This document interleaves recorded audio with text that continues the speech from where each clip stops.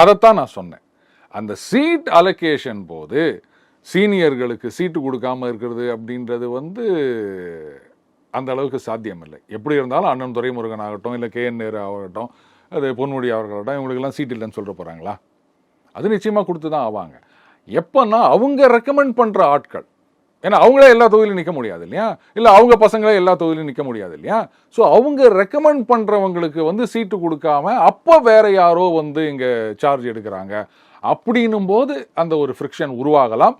அப்போ கூட சீட்டு கிடைக்காதவர்கள் தான் இந்த மாதிரி பிரச்சனை பண்ணுவாங்களே தவிர, மற்றபடி சீட்டு கிடைச்சாச்சுன்னா சீனியர்கள் யாரும் இது பண்ண போகிறது கிடையாது.